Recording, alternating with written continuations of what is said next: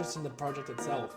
And I've said this beforehand, I've got this experience, but sometimes I think it's more enjoyable for the customer or the family to actually watch the build process of the swimming pool than it actually is to swim in the swimming pool. Put this up here, make sure you can't see it. Oh, this is very strange, isn't it? Right. I have to sit across with you for the next hour now. Oh my goodness. Alright, well I can leave that there. I'll put it there so it doesn't look like I'm looking away. Are you happy with where you're sitting? I don't know, you tell me, where do you want me? No, that's fine, let's stay there. Alrighty, well, let's get started. So this is the very first, I guess we could call it the POOLCAST podcast that we're going to do. I need to make sure I don't drink too much because then I'll get too nervous. But yeah, anyway, so this is the first, I guess, pool podcast that we're going to do. We thought instead of doing instead of doing, you know how everyone does like a end of 2024 review and you see those Instagram like videos of like Recaps. The recap. Well, I thought they get pretty boring after a while. So I thought this would probably be a better way to do a bit more of a recap because everybody sees our jobs anyway. So all I'm going to do is just repost the same videos and content that everyone's already seen. They're going to go, oh, we already saw that. So I thought, well, this would be probably a good way to start off doing this stuff a bit more with the marketing and the trying to get the brand name out there, is that we can do more of I guess we can talk a bit more about the year that we just had. We can probably talk about what our plans are for the future year coming ahead. And then we might also talk about a few jobs that we had during the year, some stuff that were a bit challenging and stuff like that. But first of all, I think what we should touch on is, obviously you're the boss. So you're dragging me in here? Yeah, well everyone Your sees... listeners have to listen to me? Everybody gets to see me on the social media all the time.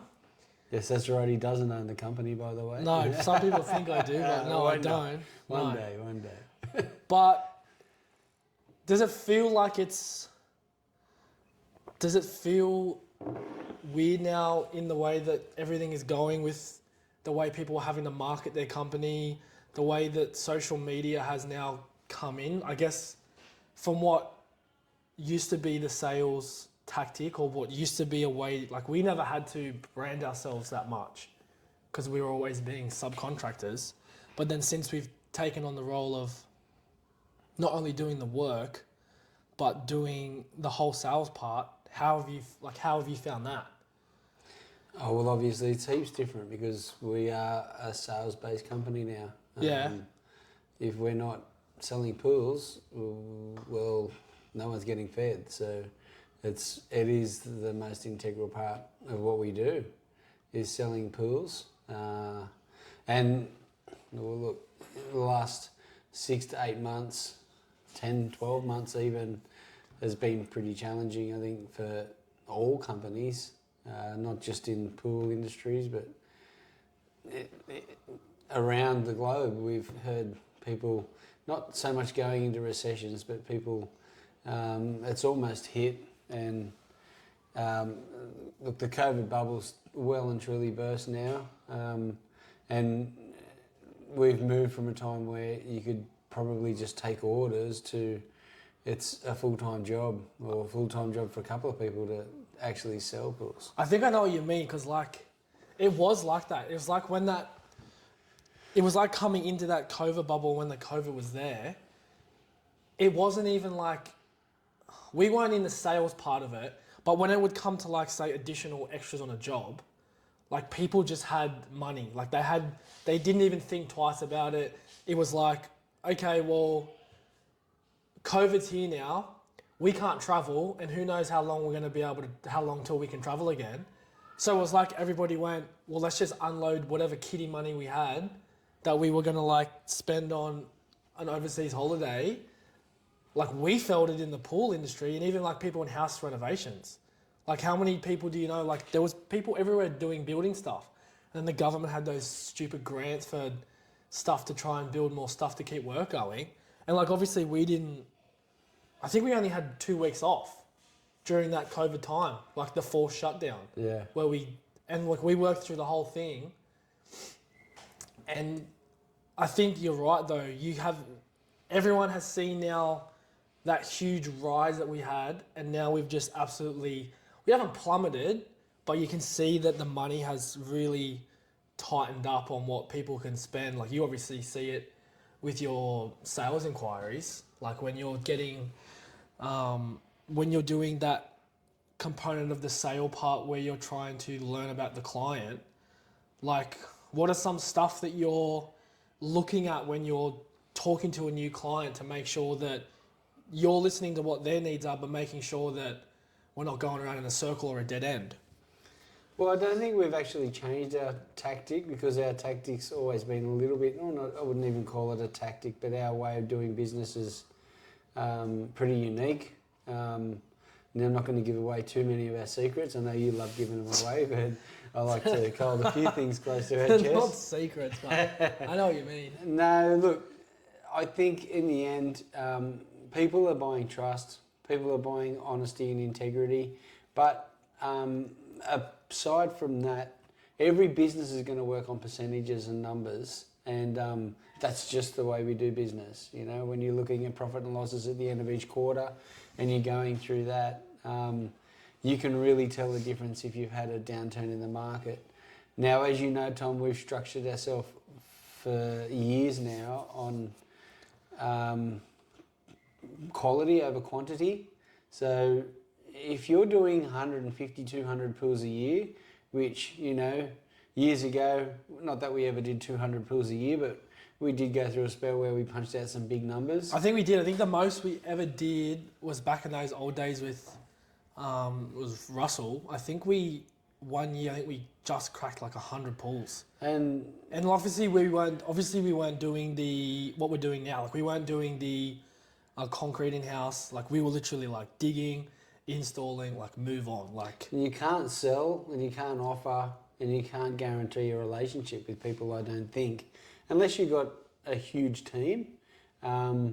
If you're doing those sort of numbers, you know, we've gone from doing 15, 18 last year. I know it's not all about numbers, but I guess what I'm probably getting at is if we're down 10% in a year, then we're talking 3 or 4 pools. Yeah, that's true. Yeah. Whereas if you're doing 150 pools a year and you're down 10%, you're firing staff. Yeah, true. And in doing that situation, you're also going to have a big follow-on impact. If you're doing those big numbers, it means you're going to be using a lot of subcontractors. Yep. So if you're using a lot of subcontractors, they're likewise pretty much, they need your work. Yeah. And if we turn around and just say, hey, look, you know, the times are tough, things are down, obviously then they'll go and move on, they'll find other contractors or they'll do other stuff. Across the board, it's been quiet.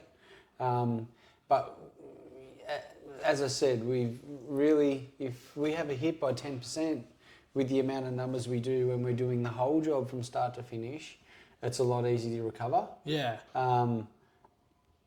And more importantly, or just as importantly, I think it gives that client, as I said, the certainty that we're there for the long haul. And they're going to see the same faces. They're going to see the same people. They're going to develop relationships. I mean, Christmas, I didn't even know you had a client rock up in the driveway here and bring in the boys' gifts. Yeah, I know. Yeah, I know. I didn't even know about that. Yeah, I know. And that's because you've built an awesome relationship with him. I went and handed over the pool, and he loves his pool, but he's not giving gifts to me. He's not giving gifts to APS. No. It was the fact that he appreciates that the boys do a good job. Well, I know personally I enjoy it more. Like I've always wanted to push the part where we do more. I know you've got to find that barrier between doing stuff in-house but then doing stuff with subcontractors. But I think what we've learned over the time, like subcontractors are hard to manage. They're hard to manage for our client standpoint, like our communication with them. Like, you know what it's, you would have a client you'd have a subcontractor locked in to go do a job and then they just wouldn't even turn up and you wouldn't know. But then I understand from their perspective because they're like, well, you're not my only source of work. So I've got 3 or 4 other builders I work for. Yeah. But at the same time, it became very hard for us to manage our clients' expectations when their subcontractors weren't turning up. And obviously the client just turns around and goes, well, mate, they're your subcontractor. I just want to know when my job's getting done, or I want to know what's happening. And like, I think that's how we've found a fine line. We're still working through it, obviously, with the concrete aspect that we're doing now in-house. But I think we've found a fine line where in that downturn part, we can use our boys' skills to do other sources of work that aren't just installing pools. So, like, yes, if you do 150 pools a year, you're probably going to have someone that's job is, this is your one responsibility and that's it. But I think that's what's good. We've found the boys as well that are also happy to do that. They're happy to do little parts of the job, like expanding outwards. I think they love doing a bit of variety, doing lots of different things. Well, I think so too, because I know from my aspect, it gets boring. I can't just do, like, you couldn't just say to me, okay, can you just go to put 50 pools in the ground for me for the year? That's it. And I mean, look, just before Christmas, the only thing that probably let us down where old boy had to get back on the tools and help out a lot is because we couldn't get the tiling. Yes. The tiling is the one subcontract thing that we're probably doing now. Yes, okay, there's glass fence and Evan does a really good job at doing that for us. Yeah. But that's probably our only spot where we had a bit of a hard time getting towards the end of the year. And look, that's not bad because I think we managed the run into Christmas really well. We knocked through the jobs that we wanted to do, so we're going to start 2025 in a really good position. Yeah, well, I don't think we over pushed it. We didn't jam too much in there, and then. But out of the whole concept of our jobs for the last 5 jobs for the year, we were able to really manage and a lot of programming and our scheduling, but we were able to just get them done. And it wasn't a case of, well, are we going to be able to do this if this person can get there, if that person can get there? Because I'm scheduling our team, I can say where we're going to be, and we just went through them. I mean, we're hopeful. I mean, there's also that fine line between having too many employees and having subcontractors, because obviously you look at now, the Christmas break, it does cost a lot of money to have employees, but rewarded well. I think it's a good thing to do if we can manage it properly. We've got someone going to come in hopefully after Christmas, and I'd like to try and see if we can develop into doing some of those different skills that we haven't got. Potentially doing some tiling. I'm going to spend some time with him. Yeah. And then hopefully once I spend some time with him and you as well, then move him into a position where you can go out, train him a little bit, and he'll just have a little bit of a different skill set to the ones that our boys have got. Yep. But he's still got some on-site knowledge to be able to go out, done a bit of concreting, done a bit of form working, so he can slot in with that. Ideally, and a plug for, I guess, employment, we're still looking for another couple of skilled employees. I'd love to have an all-round concreter and tiler. And if it works with the new guy that comes on, if we get another 2 boys on board, I think that would be enough then that we could really just do completely and utterly everything in-house. Yeah, apart from the glass aspect. That's right. Yeah. Like a glass is a half-a-day job, so there's no point in getting involved in that sort of thing. But it's more, I think, the reason that we've wanted to do it is just for that customer contact. We've thrived on it. We've promoted it. We market it hard, and you know yourself, we're marketing every day when we sell a pool about how happy we are with the team's talent and the job that they're going to get, the quality of work they're going to get, the quality of product that we're providing, the quality of materials that we're putting into each and every job. Get what you pay for, the old cliche line, but you really do. And From a business point of view, I've crunched the numbers. I know how they work. I think the sweet point to be able to have a company that's singing properly is what most people do. They're sort of around 50 to 80 pools a year. Yeah. And they subcontract out a lot of stuff so that it keeps their turnover up, but it also keeps their employment level and sick days, holiday pays, all that sort of revenue down a little bit. But we've been through that. We've talked about that, and well, we've done everything. We've had subcontractor installers for a little bit. We've had subcontractor landscapers that were doing the whole package. We would try and focus on excavating the pool and installing the pool, and then we were trying to give the whole package for the landscape to a landscaper. And we're warranting it. Well, exactly right. Like, we're warranting it for 7 years, and it's not to say that the subcontractor's not doing his job properly, but at the same time, you and I had to be there as well to try and watch like very crucial parts of the project that the landscaper was doing. Obviously, when I'm there or you're there on site with the boys, we're watching everything that goes on anyway. Look, I'll put my hand up. I'll admit it. They all say that I'm fussy as, but that's our standard. Well, yeah. And that's the way we want it done. And that's why we started to take over some of these things, not bagging or bad-mouthing anyone in the industry at all, but there's just the way we want to get it done. And if we're going to follow on from that to the next trade, you got to be making sure that if we're warranting the whole thing, you're going to definitely be making sure that every step of the way is going to be right. You're not just trying to get your job done for a quick payday. And I don't think it's to our demise, but we have had subbies in the past who just say, look, you guys are just too fussy. Yeah, but this is now something I want to touch on. I'm going to move on to now. Is we've seen this happen though in the industry now over the past 6 months. Is the how would you say it? The rush to try and win jobs from in our industry, other pool builders and stuff. We have seen them come in and not undercut, but we've seen that they are either cutting costs in some part of the job to win the job. They're using what would you call it? I wouldn't say an inferior product, but they're using something that's the quality is not the same standard to obviously try and minimize the expenses because no one's got money at the moment. So I know there was a period of time there in the middle of the year. It was probably, I wouldn't say it was our scariest time, but it was a time when we were like, we haven't sold a pool in a little bit. Like we haven't moved what we normally move. Like we're not moving like normal.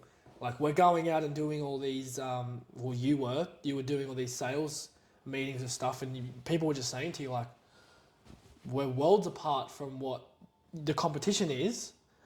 And you and I had to sort of sit down and be like, okay, well, there's either two things here.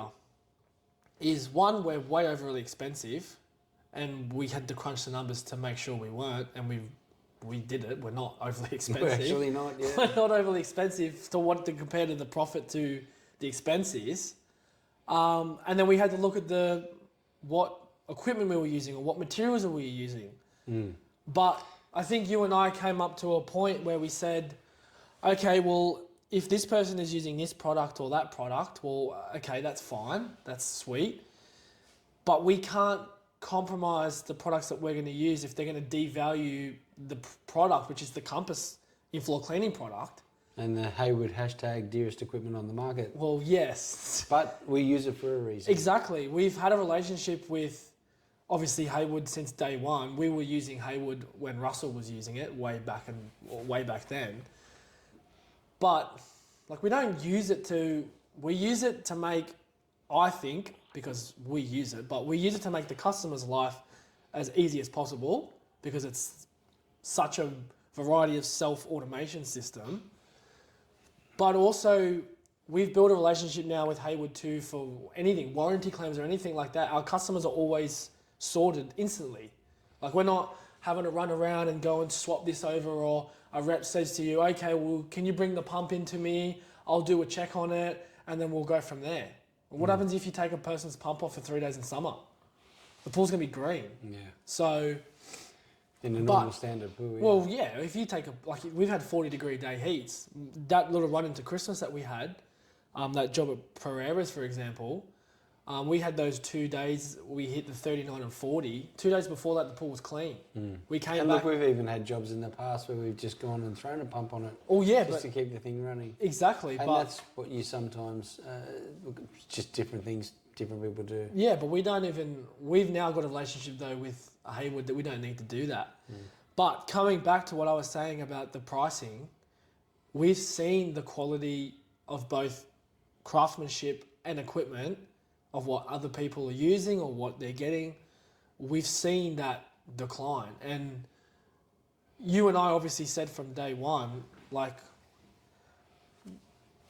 if you make that decision to change what you're doing, like if we made that decision then to be like, okay, we're going to try and get out of the hole. We weren't in a hole, but we were like, okay, we're not selling.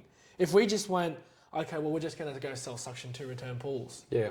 Imagine how hard it would have been for us to get back out of that. That's exactly to right. then go into in-floor, back to in-floor. And answering your question, I think the biggest thing we've got to do, and we've done it for years now, and every company should be doing it, is to know your place in the market. Yeah. And we market that. Yes, we might have had a bit of a lull where we didn't sell some pools, and we could have went and done the Harvey Norman crazy prices and won some sales. But exactly as you said, then all you're doing is confusing the market, and you're confusing people into where you're actually placing yourself in the market. And what are you going to do in that situation? I think probably one or two of my favourite selling cliche says would say there's only 3 ways to do a job cheaper. You either use inferior products, or you cut corners when you do your job, or you do less work. Yeah. So what we try to encourage people to do is, rather than taking the first 2 options, because we won't do that, yes, we could be using 3.5 bags a tonne for sand as the Australian standards, but we opt to use 4 or 5. Yeah. I'm not going to change that just to win a few jobs. That's not the way to do it. What we try to promote to people is to think about the things that are important to them and do what they can't change, and keep it simple if they're on a shoestring budget, because we can still build a pool for everyone. And when we actually break it down, and we've done this exercise quite a lot over the last 3 months, both us and Tony in sales, is really diving into a standard suction and 2 return pool quote, which, although we don't do a lot of, because we've got such a massive point of difference and people come to us for a self-cleaning pool, we still get a handful of people who that's their budget. Now, if we're trying to make luxury pools achievable, then one person's pool is totally different to another person's pool. And once we've broken those numbers down, what I found is, and yes, maybe it loses us a couple of jobs, but when we're telling a client about what we're going to get, we're brutally honest about what it's going to cost them from start to finish. Yeah. And we tell them about the extras that they're going to need. Well, you want to try and educate the client too, though, as well. What are the things that, once I go down this path, I can't change? Now, you can't add inflow cleaning into a swimming pool. That's right. It's not possible. So if you can't add inflow into a swimming pool... But there are things you can do. Exactly. You can add a heater in later. Well, how many times have we done jobs where we've had a client say to us, oh, look, we just can't afford that inflow cleaning part of the pool. But I'll go put glass fencing around the whole swimming pool. Exactly. And that is a massive expense that a glass fence, you could possibly wait on that for a little bit if you needed to. Like you could, we've done things in the past where we do both. Let's do one part of the pool with glass fence and we'll do the rest in aluminium. There's all these different things that you can do. Like you said, you don't have to have a heater now. We can always add a provision for a heater, but you can't add inflow cleaning later. Like you can't do it. And I think that's once you've told a person that and they actually think about it more, then they sort of go, okay, well, what are the must-haves? And then what are just the accessories that, are going to make the pool look nice? Like, it is quite difficult because I'm trying to sell a pool with complete honesty and knowing that everything that I'm telling them, if they could just listen to what I said and take it on board, it's going to benefit them down the track. But look, not everybody's receptive to it. Not everybody can hear it. A lot of people see sales. What's this guy trying to flog me off? And they just don't go there. We did, without going into a huge story about it, because it is quite a story. We did checked out a couple of pools that we sold. And we were talking about maybe having a chat about a couple of pools in this little segment here, and two just came to mind as we were talking about this, and they were that close the same that I had to do a little bit of a breakdown to see where the clients went with it. I'm not going to mention the clients' names, but you'll remember we did a job in Kings Langley and a job in Borkham Hills just last year. Now, it just so happened to be that they bought the exact same pool, but they bought on total different spectrums. The first gentleman we talked to, he was from the IT industry, so he did his research. And when we started talking about self-cleaning and value buyback, 5 years' time, 10 years' time, and that's not even talking about the time that he saves on working on his pool, he got it. And he said, 100%, I want to put an in-floor cleaning pool in, and let's just go with an aluminium fence because that's going to pay for it, right? Exactly. Now, the other job that we did, we were told from the get-go we were on a shoestring budget. So it made total sense that they could only afford a Suction 2 return pool. And that's what we delivered them. When it got towards the end of the job, and you might remember the job, they asked us to finish their landscaping. Not too much, just a row of tiles, a bit of concrete, and put their fence up. Yeah. So, of course, I quoted an aluminium fence because I knew we were on a shoestring budget. On a budget. Then when we finally did the job and I went and quoted it, I sort of was getting asked, why did you quote on aluminium fence? Who does aluminium fences these days? I said, oh, well, they're not that bad, but if you're on a budget, of course I thought that's what we could afford, right? So because these jobs was the exact same pool, but polar opposites, I couldn't help but do a breakdown, a full breakdown and a cost analysis on the two jobs. Yeah.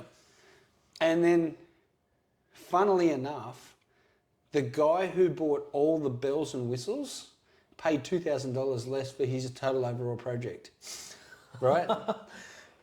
Now, I had to be really diplomatic about the way I did this, but I went back as a bit of a review, as I do with clients 6 months later on down the track.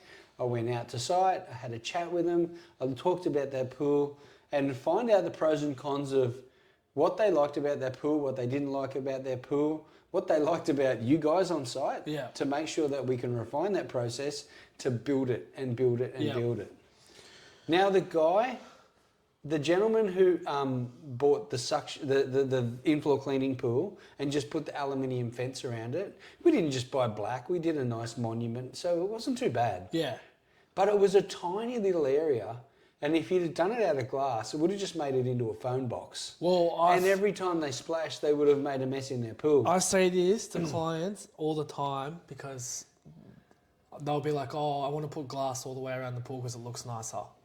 In a big area, sure. Yeah, but how many times now, and it's something that customers don't know, the heat that comes off the glass, the echoing when you're in the pool, because there's no ventilation, and then the wind. You get no wind, you get no breeze through the pool because the glass is pretty much, you've got a little tiny 80mm gap between each panel. So this particular pool, he said in the beginning, sweet, we'll just save the money. I'll buy some extra tiles. Yeah. So that then later on in 6 months' time when I save up for it, I'll pull that fence out and I'll put the glass up. Yeah. I said, smart decision, because you can't change later on the inflow, right? And as a bit of tongue-in-cheek, when I went back 6 months later. 6 months later, I noticed the tiles and I said, oh, so when are you going to be laying these new tiles with your glass fence? He said, forget it, mate. My mate down the road bought glass fence around his pool. Yeah. He said, and he cleans it all the time. He said, I said, so how much time do you spend on your pool? Like, honestly. He said, I clean my baskets out once a month. He said, and that's it. Yeah. I don't clean my pool and I don't clean my fence. When I went back to the other job in Kings Langley, I asked the same question, and she said reluctantly, she said, I just so wish we heard what you said. We listened, and you told us about all this stuff, which probably makes it even worse because every time we clean my pool, Yeah. it ends up in a mini argument where my husband's saying to me, see, I told you should have listened to him. Well, look at my pool at home. Like, I haven't got in-floor, but yeah, okay, I've got a pool, so it's sweet, but I don't vacuum it all the time because it's such an effort to do it. And people even say to me, oh, look here, you're a pool builder and your pool's not vacuumed properly. And I'm like, yeah, but it's because it's such an effort to get a vacuum You've got to out. show people what not to have. Well, yeah, that's probably true. But No. Look, yeah. I know what you're saying, and you But can those- you can only have those conversations with someone.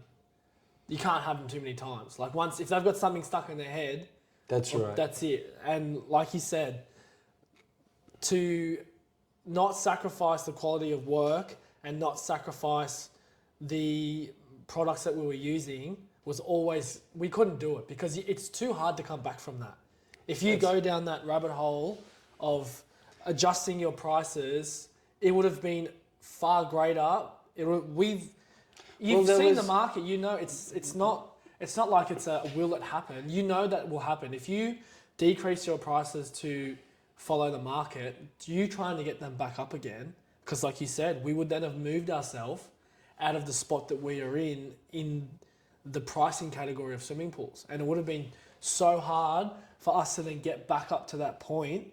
But as I said, Tom, there was not really any room to move anyway. No. The problem was... We would have just had to stop selling Well, in-floor. not a problem was, because I don't see it as a problem, but the issue being different people have different selling techniques.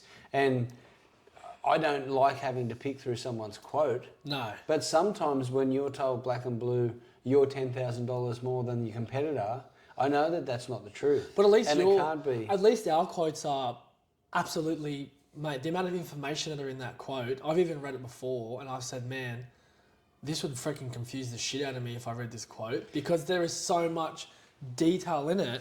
And we're not going to name any names, but you and I have seen other companies' quotes and there's hardly any information in there. It'll just have pool installation and then it'll just have a figure. Okay, well, what's that including? Like, whatever like that.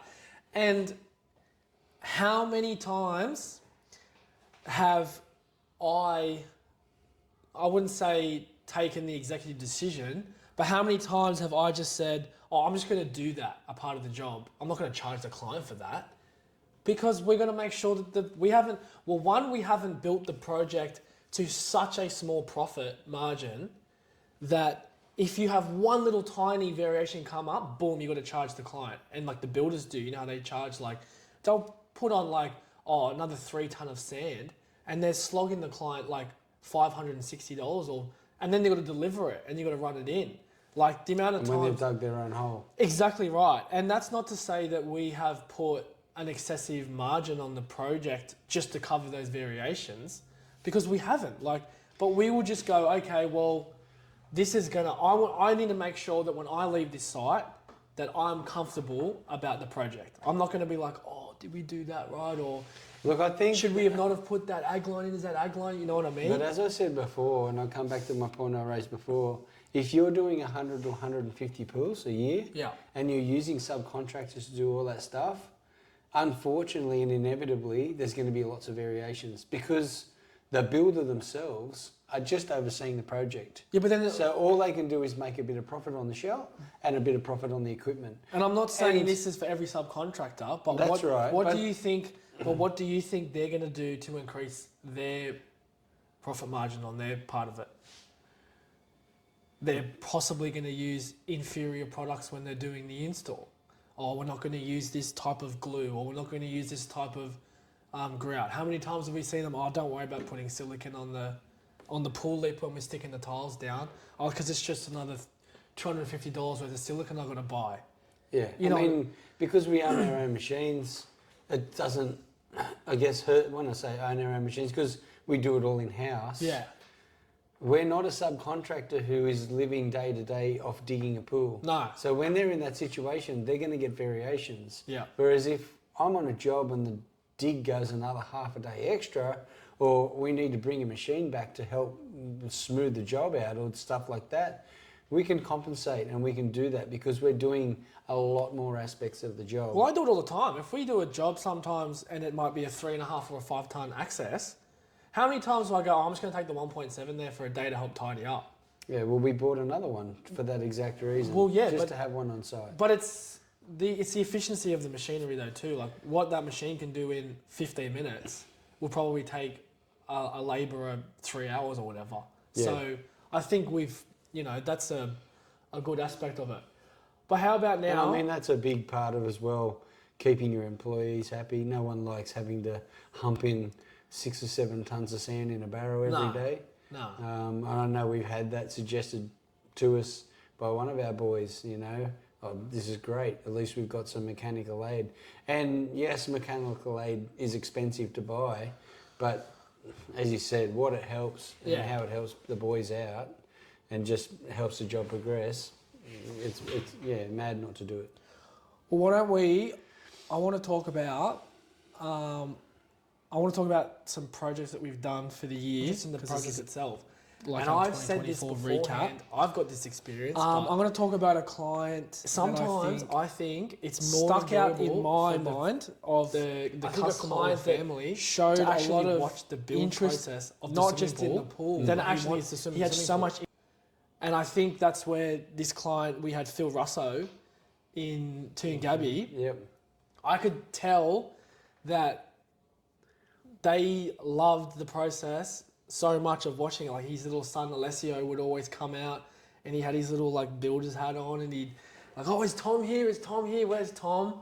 I remember I had to drop into his house one morning. It was like 6 a.m. I had to quickly swap over. I had to pick up some tool that was at the back. And it was early morning, it was still dark, it was in the middle of the winter. And I quickly dropped in, ran up the side of the house and grabbed the tool and come back out. And then it was like 6 hours later, I got a message from Phil Russo. And he said, oh, did you come here today? Alessio said he saw you. And he was peeking out his bedroom window and he's like, I saw Tom here this morning, where's Tom? He was the little supervisor. He was always watching us. But that's another example there, a project. So you sold that project with Phil Russo.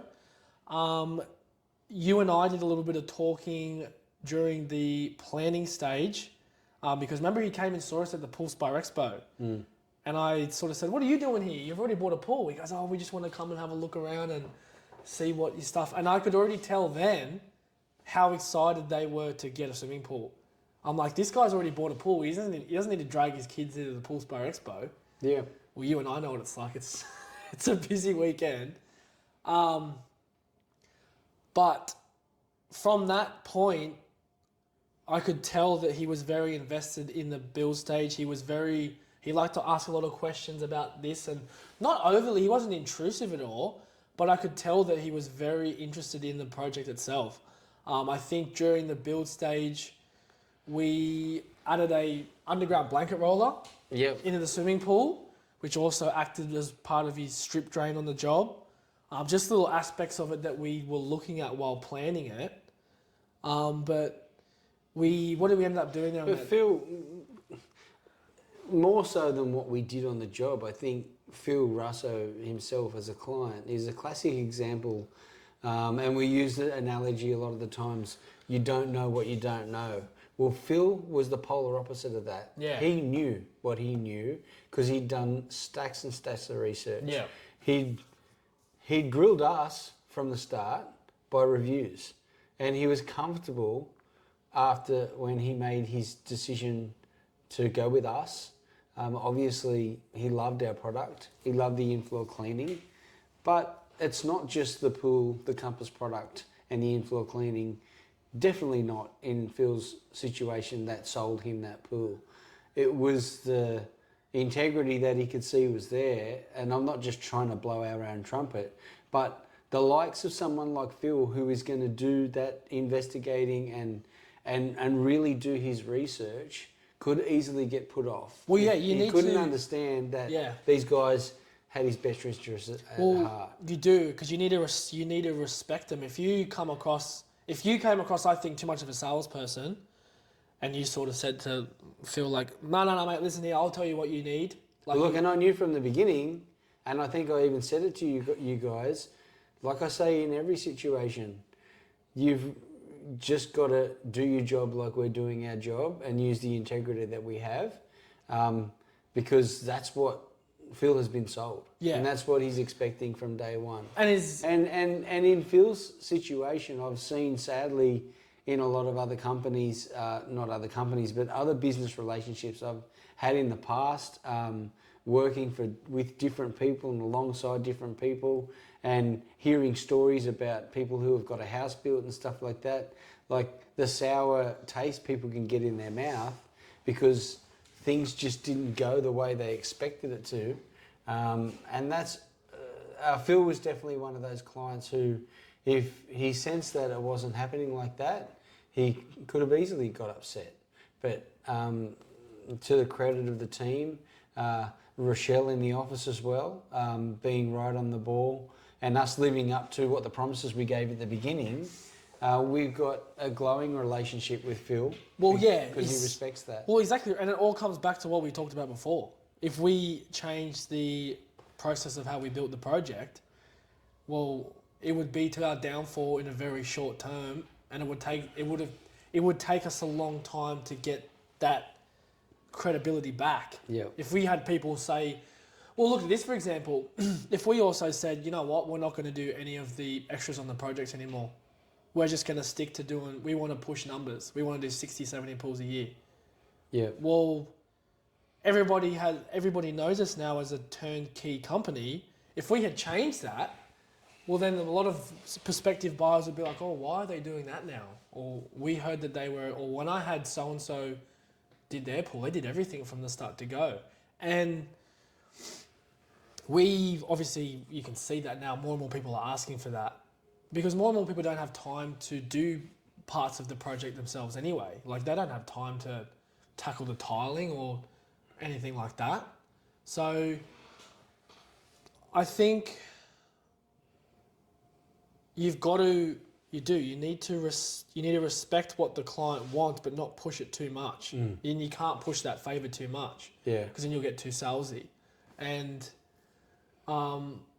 obviously it was a very enjoyable project to do, and I still talk to Phil here and there from time to time. We dropped in there a couple of weeks ago just to do a little upgrade on his system for him. Yeah, I popped in not long ago either. But I think those jobs like that, where you could see how invested he is in the project, they'll stick in your mind for a long time.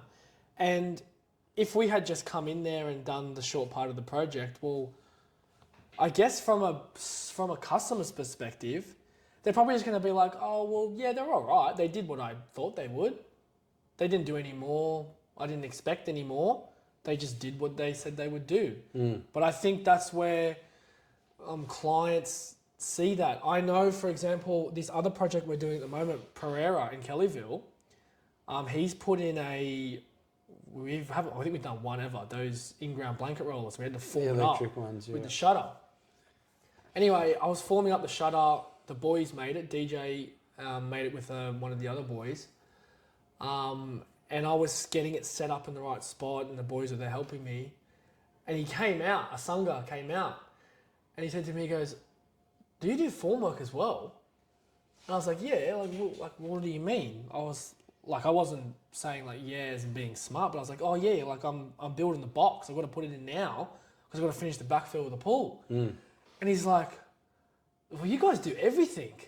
And that's bizarre, because that's the exact conversation he had with Tony, a sales guy. Said, we do all of it. Yeah, and I think they subliminally think that we're just going to bring other people in. I think they do. And like, because he had this shock on his face, like, did you make, like, it was almost like, did you make this? And I was like, yeah, like, and it's another exact reason of why.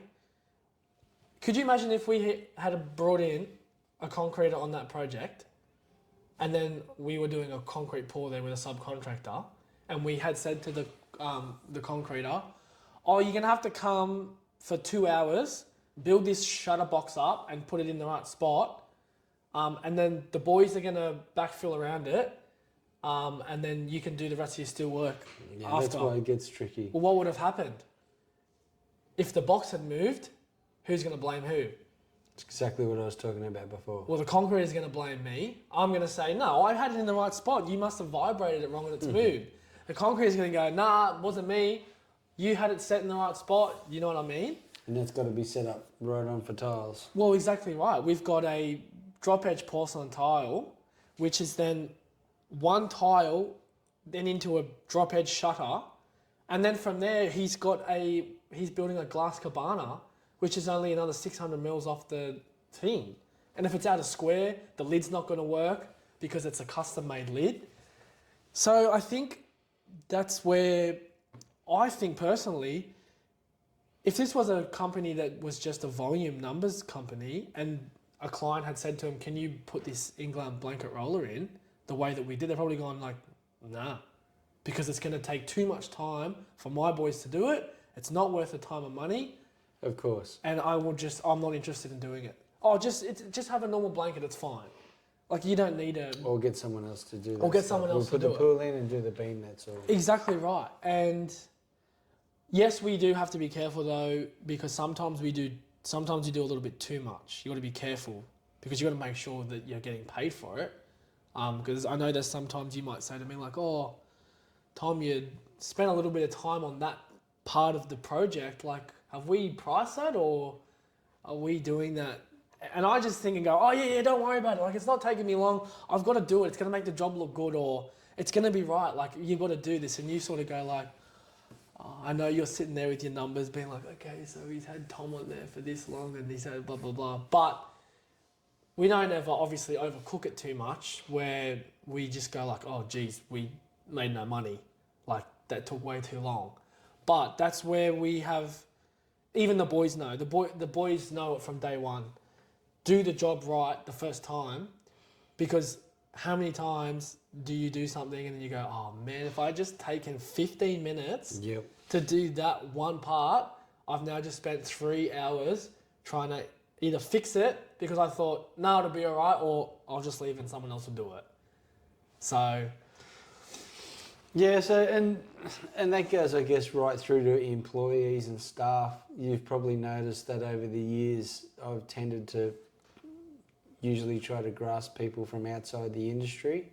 There's a bit of a reason for it. Obviously, when we do stuff to the standard of what we've got and the way we do things, it's hard to, what do they say, teach an old dog new tricks. Yeah. And if people are set in their ways and used to a standard that is probably what we'd refer to as the Australian standards, well, no, I think it's very hard to I think it'd be more. Change them from that. Even the Compass stuff is, you know as well as me, Compass of the people at Compass, Anthony Cross and Charles Rickard, they've pretty much helped write half the Australian standards for the swimming pools. That's right. And not only that, there's things that we're doing in our swimming pools that are above the AS standard. The ag lines, for example, the hydro vars, for example. So, I mean, you take Tony, for example, we put on, actually started on the 1st of July, so he's been with us 6 months now. At the time when we put Tony on as a salesman, funnily enough, I found that there's a few salesmen looking for work at the moment. yeah, it was, wasn't there? And it would have been really easy, or it was really tempting to just we advertised, and it would have been really easy to just have another salesman come in who was in the industry working for a competitor. Yeah. But definitely got their preconceptions and their way of doing things. Probably would have been some really fast traction and some sales straight away, but we chose not to do that. We put Tony on, who's had a sales background, but nothing to do with pools, nothing to do with industry, and nothing to do with business to customer, or this is referred to as B2C sales. Everything he'd done was B2B sales to other businesses. So, you know, they're talking a lot easier sales when you don't actually own the money. Yeah. It's very, very different to sell a product to somebody who you're actually getting the money that's coming out of their bank account, and they're living and breathing and working hard to get that. Yeah. But it was something that we chose to do, and I personally took on the chin to take on and train and teach in a sales capacity which is specifically designed for our company. I don't think, although other pool salesmen would have a lot of intuition on doing sales because they have been sold pools in the industry for a long time, I think ours is very different. Well, it is, because the way that we're not, like, I know we talk about it a lot, but it's because we're not just selling the pool. That's right. And those other people that have come from that, well, we know them because we knew what companies they were coming from. They came from companies that were, it's just a job. Sell the pool so we can get it done as quick as we can and then move on to the next one. Chase every single lead possible. And that goes right through from the beginning. Yeah. And I think people see, now that I've explained, Tony, the way we approach sales and the way we approach our customers, they can see that from the onset, we spend the time invested in the client far more than most of our competitors. There's a fine line between hanging on and well, you don't want to being waste persistent. You don't want to waste the client's time either. And at the same token, we've got people to pay. So exactly, you know, doing that training for 3 months cost quite a lot of money, but I think the fruits are there in the yield, what we can see, because Tony has now been able to develop and go out and put our stamp on things. So Tony's seen the way I converse with clients, and he has that mentality, and he's got the same sort of feeling that if I'm selling a pool. Well, it goes even our boys, we've only got one person who works for us, as you know, who's actually from the industry. Everybody else, every other employee that we've got has come from construction. Yeah. Some not from construction even. Yeah. Some even from retail, and come on board and learn. But at least in that situation, they can be pliable, and then we can teach them the way we do things. But it goes even deeper than that, because like what we found is that everybody actually had to be on the same page as well about what we were doing and how we were going to achieve it. Like the marketing, for example. So like I was over here doing marketing A, and then Rochelle was over here trying to do marketing, but it was in a different direction. Tony was trying to do sales, and now marketing is a direct relation to sales. Yes, we're using it for networking and for business awareness and things like that. But when it comes down to it, you want people to see the product so they'll buy a pool. That's what it's for. But I think what we then realised, and I think what we weren't doing properly, is we weren't all on the same page with the marketing side of it as well. Tony was saying like, hey, we need to do this, we need to do that, or I'm out here listening to this. And he was saying like, what you're doing is good, Tom, but we just need to make sure that we're all on the same page. And then it also went to Tony understanding how we worked on site. Now, he got to see what we were doing on site from our WhatsApp chat. You know how we post all the stuff up there. So he could see that. But I think it was good for him to see that aspect of it, because then he knew what he was selling as well. So I think it helped him.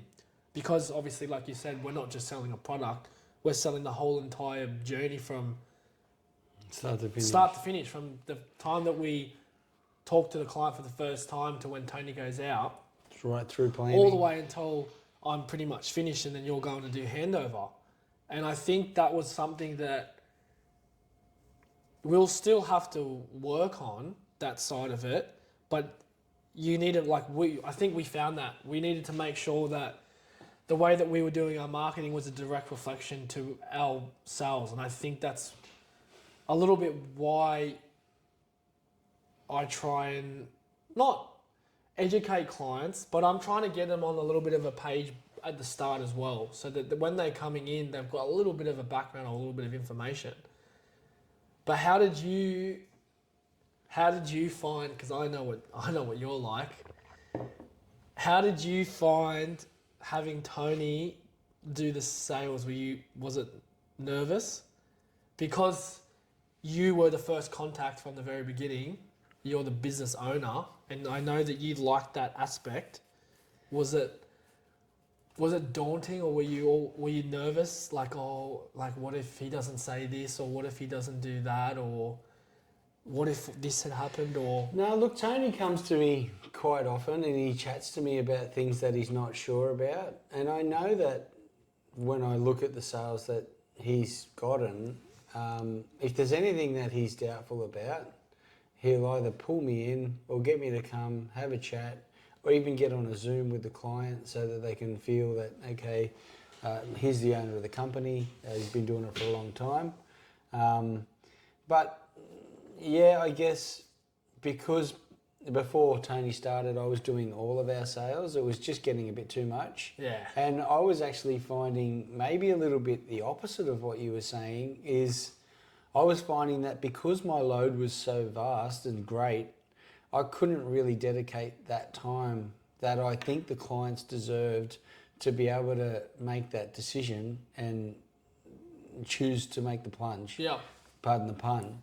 But on something which is, apart from buying their house, the second most expensive decision of their life. It probably is. Right. So, and I'm really conscious that people need and they deserve to be guided, and they need to understand the fundamentals about everything before they make that decision.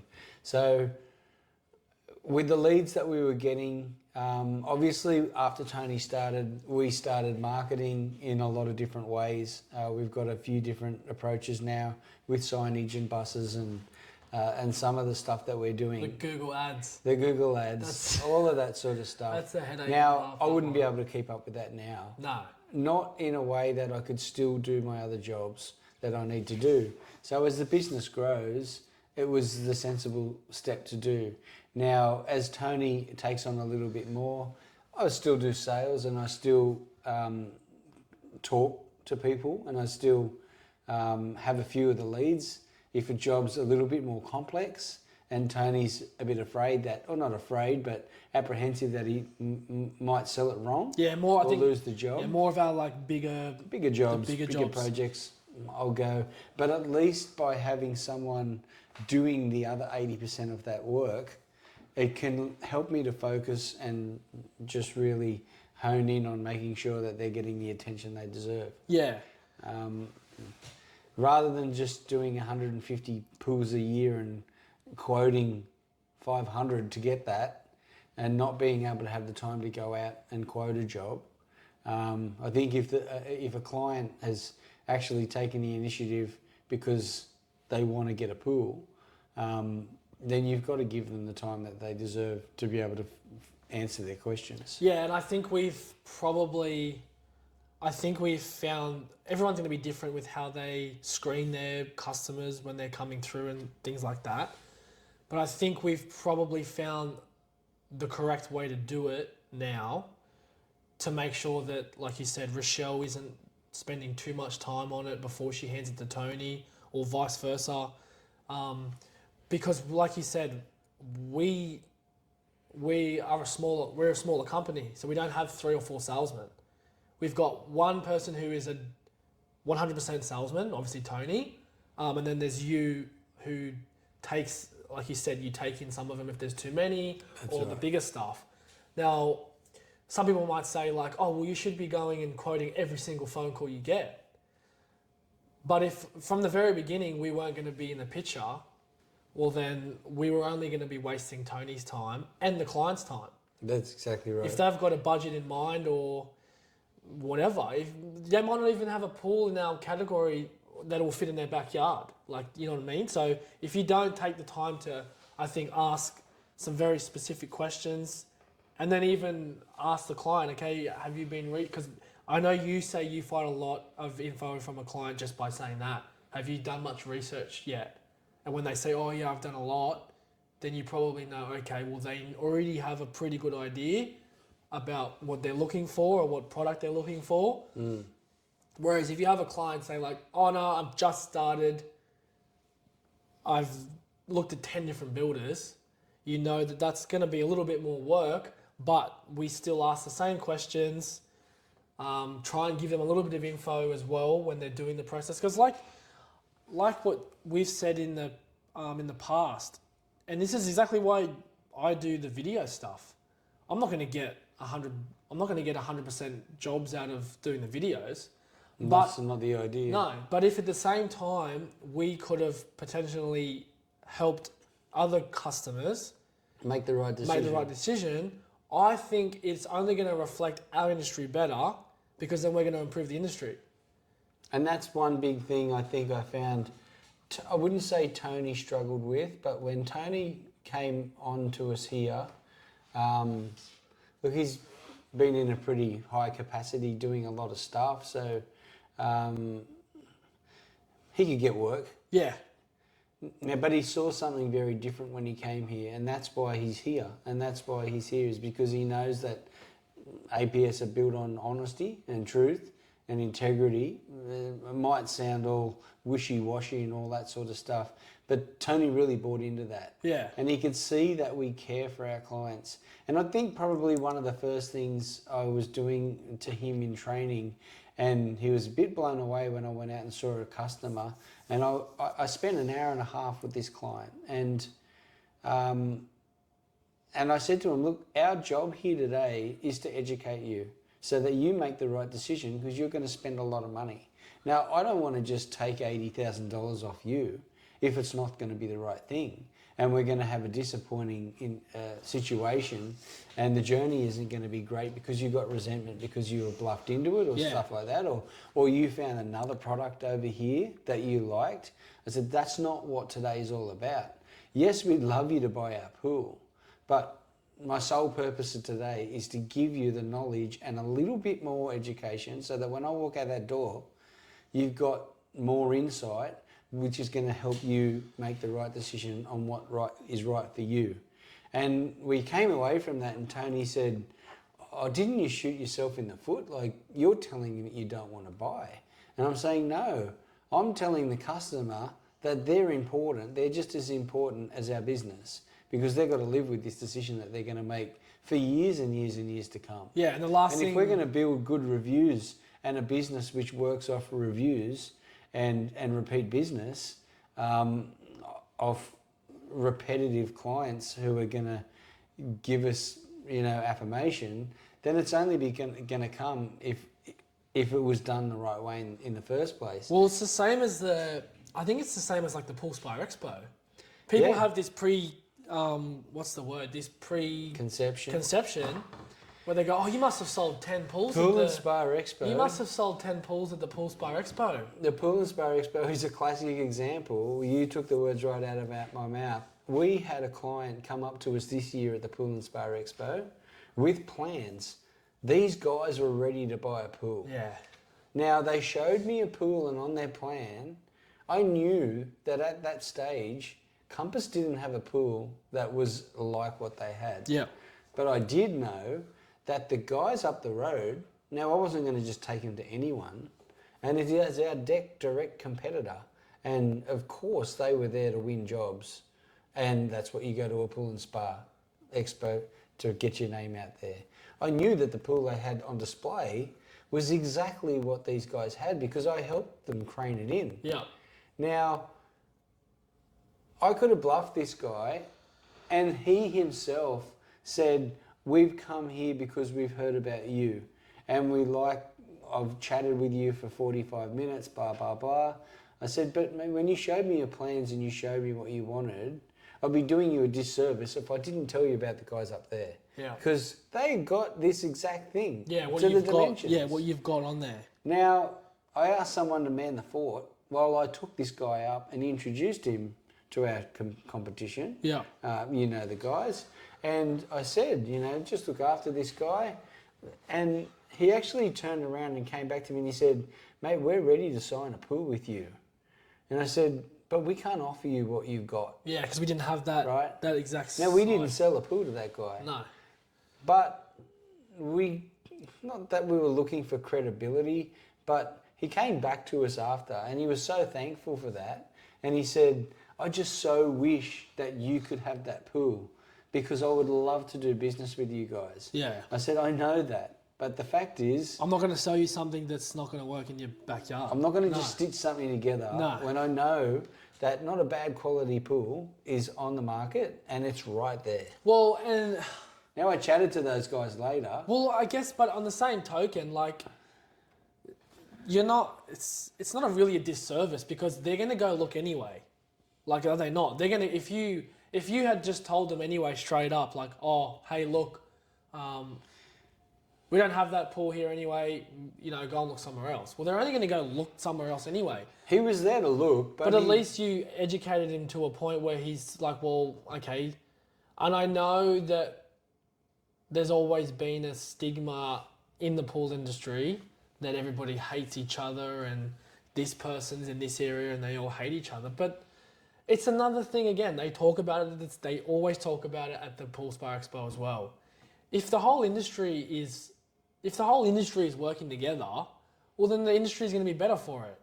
Like if everybody's fighting with each other because this person's that competitor and that person's that competitor, well, what good does that do for the industry? It just makes us look like more like idiots. That's exactly right. And there's enough work out there for everyone. Now I know that those guys, they actually built a pool for this guy. Yeah. And yeah, they were really happy and they looked after him.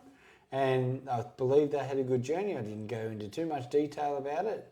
But I know in situations where they'll go out to sell pools, of course they'll do their utmost to try and sell their own pool. Yeah. But if they have a client who says, we really want in-floor cleaning, of course they'll say, well, these are the guys to have a chat with. Well, I think it's what we hope for in the industry as well, is that the builders will do that because they know that we specialise in it. And I've spoken to other pool builders that are doing the fiberglass stuff as well, and I've said to them, well, have you ever... I think there's only another 2 or 3 fiberglass manufacturers that do similar in-floor, but it's not obviously like our one. But I've said to them as builders, oh, do you guys have any interest in the in-floor? And they just go, nah, not even interested in it. It's not what we want to go down the rabbit hole of doing. And then, yeah, so that's where I think hopefully if we're doing that with clients and helping other people's builders, then hopefully there's other builders in the industry that might be saying like, oh, well, if you are looking at that in-floor cleaning thing, I think these are the right people that you should probably go with. Like you said, hopefully they're not all going to do that, obviously. Not all the other pool builders are going to do that. Like you said, they're going to stick to their guns and be like, oh, we can do that or we can do this. But that's, I think, where it's better for the industry then, because we know how to do in-floor. We do it all the time. So hopefully that will transpire the other way around by us doing that with clients and builders. Well, why don't we talk about quickly before we finish up. Let's been going for an hour. Yeah, we've been going for an hour and 8 minutes. All right, well, let's wrap it up. That's okay. I can edit it and stuff in there. Anyway, let's quickly then talk about. Well, we know we've talked about your role in the company. Obviously, you're doing the backseeing of the sales point. You're now taking a lot of the roles on doing the drafting for the plans for the clients. Yeah. So obviously, once a client has pretty much signed a contract, you then take on the responsibility of using the software we use, Can I Build, to plot the pool in the backyard and then go through the process of the council looking at whatever easements and stuff are into the yard to get it right. Yeah.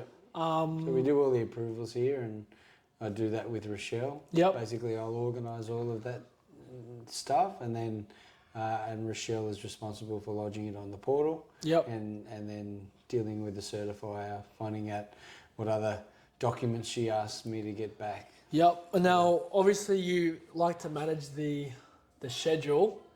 Yeah, the old schedule. The schedule that You and I I don't always. say I'd like to manage the schedule, but it's a job that needs to be done. That's for sure.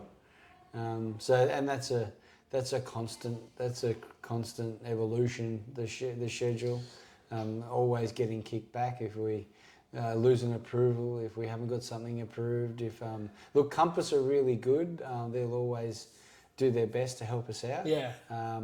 But there are times where we've had to say we need to quickly pull one in so that the boys can have a job to do. Well, I know you're always into me like, Tom, have you checked the schedule? And I'm always on the, I'm always in the knowledge of thinking, I'll get to the next job when the job's done. Once this job is finished, then okay, we'll go to the next one.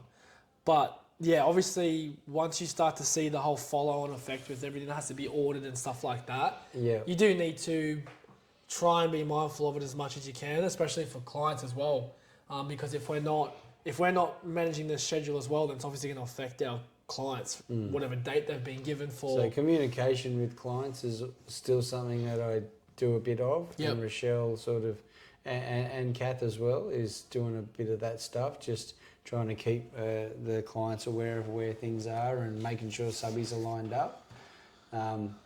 On site, as far as being on site, I'm still stuck there a little bit. Yep. But it's been a lot better.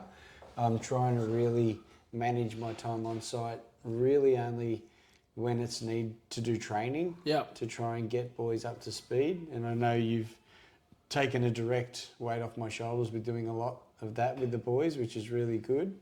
But we're starting the next year. The plan is to try and spend a couple of months with Glenn, who's going to come on. And then get him start to kick so that you can keep the other boys going, and then gradually integrate him into day-to-day stuff with the boys as well. Well, I think the most important thing that I think your role is, and I've seen it, is I think it's that you have the initial contact with the client once you've signed the contract and you're building the job for them. They've obviously then gotten in contact with you if they've dealt with Tony from the whole stage. But I think too, it's the handover. You're still doing 100% of the handovers. And I think that's probably one of the most important things for you to keep doing, because I could probably do it, because at that stage I've then moved on with the client, so I've got the face-to-face contact with the client.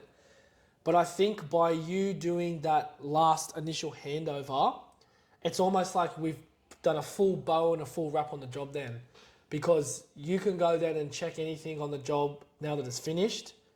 Obviously you can do a little bit of a check over, okay, is this been done right, or I'm not happy with that, or we need to get this sorted before. Sorry boys in advance, I know I've got an eagle eye. Yes, but do you think that's something that you want to keep on doing, as in the end point? Probably when we were getting a bit snowed under. As you said, there was that time probably about 6 months ago where sales were hard. It was difficult. We were still lacking in staff quite a bit, and I was torn between a lot. It was just basically a case of what can I get people to do to buy me time. Yeah. And yes, undoubtedly, there's a couple of boys in the team who could do handovers. So it was an option that I considered. But I do enjoy doing it. They do take quite a long time, and people are often blown away with the amount of information that is in a handover. And I think not just the point of it being the last point of contact or the full circle and the bow. Yes, you've got a point there with that, but it's something that I think has to be done thoroughly, and I still enjoy doing that and giving the clients my knowledge on the whole project. Well, I think as well too, if there's any questions that they're going to ask, at least they're asking you then. Like, you're always going to be the final point of any question that's ever asked. If something's, if there's something that's quite important, and are those little things that sometimes client will ask, oh, can I do this or can I do that? And you sort of need to say like, look, no, you can't do that. That's right. No, this needs to be done like this, or you need to make sure you maintain this with your pool fence or something like that. So there is quite a lot of information It's very broad. it is. And to be able to tell a client, look, the final certificate's got to come in, but we can't get the certifier back because A, B, C, X, Y, and Z haven't been done. It's very different to a normal builder doing a pool handover, because a normal pool handover for most builders is they've just done the pool. Yeah. So all we're talking about is the pool. Yeah. Whereas because we've got such a vast array of things that we're looking at, we need to be covering everything. Yeah. So you've got to have quite a comprehensive knowledge of the pool fencing code. You've got to have understanding of how balancing works on your pool. And as you said, what parts of a pool can be touched, what parts shouldn't be touched, what parts are maintenance. We try to do a handover and give them enough knowledge that if they choose not to get someone come in and do a valet service, or get someone in even to do 3 monthly services, that is actually taught to them. We teach that to them in that handover. Yeah, well, I think that's something that I was going to mention anyway in this video. That's something that I'm going to do more of this year, is to try and record and video those parts of the handover. Yeah. Because a lot of people will forget stuff because there's quite a lot in it. But to try and get a good video representation of the process of it in small segments, and then we can give that to the client later. We probably can't put it on YouTube because, like you said, there's too many of our secrets. No, but look, I think Rochelle in the office is going to hate me, but it's something we're going to have to do collectively. I've already got it in my mind that for this year, I really want to do that, exactly what you said. So I want to get a comprehensive, but to the point handover in several different snippets. Yeah. That we can actually then at handover give to our clients on a thumb drive. I think it is important. Along with all of the photos that we've taken. I mean, the boys getting much more consistent at taking their 2 photos a day. So we've got an almanac of photos at the end of each job, which we'd love to give back to the clients. Yeah. And in that, we'll be able to give a lot of troubleshooting information, links to our YouTubes, links to a lot of the Haywood stuff, and also some little tiny snippets of different things to troubleshoot, how to do a backwash, how to clean their multi-cyclone filter. Yeah. What's the importance of doing this, chemistry, how to check our water chemistry, how to use the interface, all those little things that we do, which often people video. But if we've got something that's easy to digest and we can actually just give them on a memory stick, I think it'll be a great step moving forward. No, I think it is. I think we've always talked about doing it, and we talked about doing it last year, but it's so difficult. You just got to put in a set day and be like, okay, this is what we're going to do today. We're going to do this and record it and whatever and edit it, because otherwise you just forget about it, or everything there's too much going on, you snowball. So no, I think that's really good. I think we've covered a lot of stuff for the year that we've had. A lot of the stuff, we're still going to do the same thing that we did last year. We're not going to change really anything that we do. We're still going to build the pools the same way. We've got a few tricks up our sleeve that are coming. Yeah, but I think the main basis of it is the core aspect of how we're going to do it is always going to stay the same. It's not going to change from whether we did it this way last year or this way this year. We're still going to stick to those main key factors that we think are important, and then build it from there. We've got some pretty decent jobs coming up. We have. But watch this space of what you were just talking about. As you know, I always like to do research on different things. Yeah. And I'm coming up with a few different ways that I think are going to, although the products that we use and the system that we've got with Compass is pretty revolutionary. Yep. I've got some things that I've got up my sleeve that I think are going to make our product even better again. So I'm doing some studies on that at the moment. I'm doing some research in my time. Yep. And getting a little bit of that time back is good, because it's giving me a chance to be able to narrow down the avenue I want to take. I'm not going to let any cats out of the bag yet. But yeah, in answer to what you just said, don't be so sure. Yeah, no, that's good. I think you know, I've always, like, I'm always looking at different ways to build things, or I always want to build something bigger than what we did last year. Obviously, this year we had the good achievement of winning the gold national for the pool that we did in Nelson. I think that was I think for me, that was probably the biggest surprise that I sort of got I didn't think we were going to win that in the not in the first year. Like, that was our first year. Not for the national. Yeah, it was great to win it in New South Wales, but then when we went on to get it in over the whole of Australia, Just have to give a little nod to Sparza to get rid of the virtual awards. Yeah. No, like, look, it was good. I think it doesn't. I don't see it as a boasting thing. It's not like something that you can post. It's not a weird. I don't look at it that way. I'm not looking at it that way. Be like, hey, look at me. I've got the national award for pools. It's just something that you've got an achievement for something that you've built. Oh, look, and to be able to ring that client and say, hey, mate, you've got the best pool in your category in Australia for the year. Yeah. Like, that is awesome. And to be able to just say that to the client and see the smile on his face, to know that nationwide, yeah, you've got the best his pool fiberglass and pool was spa combo. acknowledged as the best, then, you know, that was really good. I think the only thing that I then get stuck in, I'd found it this year, was because we won that award. Technically, we bought that 2 years ago now. It was hard because I feel like this year, and I've already said it to you, I want another big job because we didn't have one. And I think that's where I get stuck, because you have such a big achievement and a big high from winning a national award, or even when we won the state award. Like, even that, I was like, oh, I was blown away with that. But that's where I then get a bit, you don't get mellow, but you're like, oh, okay, I need a bigger job again. And I think this year was good, I think, because it was a good way to get a baseline of what we need to do. It gives you a baseline as well of what the company needs to do to run normally. Obviously, you and I know that you don't actually really make a lot of money out of these big jobs. Not at all. You really don't. But I think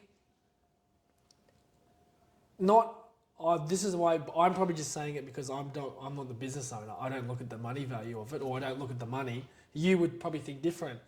But I feel like, even though you might not make the same amount of money on that project as a standard project that we would do, I feel like you get far more of a bit of an achievement, and you feel good that you're not just going to work just to earn $1. Like, we actually built something there. Exactly. That was recognised nationally. As I said before, you know, the golden number is probably about 80 pools and using a lot more subcontractors. Yeah. If I want to gear the company and it's primarily focused on earning a cash cow, then we would do things very differently. And that's not to say... that's not what we do. But that's not to give a bad taste to the other companies that not at all. Are doing that. That's pretty smart, because it is. That's what they do. Exactly. But I've been there, we've done that, and we've gotten to a point, especially at the stage in my life now, where it's not just all about that. No. And we'd rather probably take a little bit of a hit, to be honest, on doing less jobs and doing a lot more of them, especially the jobs like the ones you pointed out here. Profit margins are way, way down on a job like that. Yeah. But if you were to try and make the same profit as you're going to be doing on a job where you're there for 2 or 3 weeks, and implement it into a job where you're going to be there for 4 to 6 months, then you would never sell a job. Exactly. And we're not going to be building people's dreams the achievable way. So it's a fine line being able to take a few of them jobs on and do them. But that's why I've been trying to, as I said, watch this space. Yep. Think of some new different things, something that other builders don't do, with a bit of hydraulics knowledge and background looking into that. I really want to spend the time to do that so that we can refine these things, because a pool isn't just a pool, And if I can diversify something to make the pool somewhat more affordable, and I believe actually run just as well, if not better, than what we're doing currently, then that's only going to be able to help our customers. Yeah, and that's the thing as well. Not only that, like you and I have seen the space too. We've got to change the way we build the pool with regulations. I know in America they're talking about, is it over the next 4 years they want to fully waive out gas heaters? Well, in Melbourne and Victoria, it's already like that. So they're already trying to. So we're already gearing our sales Yeah. for that. So that's you've got to keep on top of it all the time because, and that's just another thing that we always have to have a conversation with our suppliers about. That's right. And look, and the suppliers are in damage control a bit at the moment because they know everybody who wants a spa wants a good electric heater. You know, A gas heater. you'll notice that one of the pool spa combos we did this year was just a supersized electric heater. Yeah. Because it was a smaller pool. Yep. And it was a decent sized spa, so we were able to put a really good heater on it. Yep. I think we're probably going to see a real influx in solar heating. Yeah. People who are actually putting the panels on our roof. Our pool is a classic example of that. It's just too big to put electric heat pumps on. Yes, we've got a gas heater for our spa, but we're going to be putting solar heated, which is actual coils. Yep. And we'll be running that up just to be able to get a little bit more of our season. Yep. Whereas electric just wouldn't be economical. No, it's definitely always changing, and even sometimes clients will even sometimes bring things up to me and be like, "Oh, have you seen this on the market?" I'm like, "I've never even seen that before." So I think it's really good. But now I think we'll wrap it up there. I think 2024 was good. Obviously, there was that little bit of a mellow period in the middle, but I think now coming out of it towards Christmas, we got that rhythm back again. We've got now rhythm coming into the start of 2025. Obviously, we always have the Pool Spire Expo. That's in March. Yep, the 1st and 2nd of March. First and 2nd of March. So we've now finished the Christmas holidays, and now we've got to get ready for that. That always comes up quick. It does. And we've got some good plans for that. It does. It always comes up quick, that Pool Spire Expo. It'll be good to come along and to see that. No, well, hopefully we can maybe do, I don't know, we'll see. Maybe we can do some quarterly recaps maybe with this stuff, and I'll do some more talks, and we might talk about future jobs and stuff like that, or how we think we're going from where we were talking last time for 2024. But no, we're definitely going to keep the YouTube up like we're already doing. Try and, like I said, we talked about making the handover videos, more on-site videos, the informational stuff. And I think what we'll do is we'll try and focus a bit more on working in with Tony in sales to make sure that what he's reading out there in the field, we're trying to translate enough in the way that we're doing the marketing. And like we've tried to do a lot with it. Obviously you would have seen it, how much money it's cost. But I think you need to though. You need to have a little bit on all platforms. I think you can't. I think it's you've got to do different things. Well, you can't focus. The way the market is at the moment, you've got to try different things. There's no point just being stale and doing nothing and then going, well, we tried and it's not really working that well. Well, yeah. And that's the exact same example I use when I talk about the quality in the industry.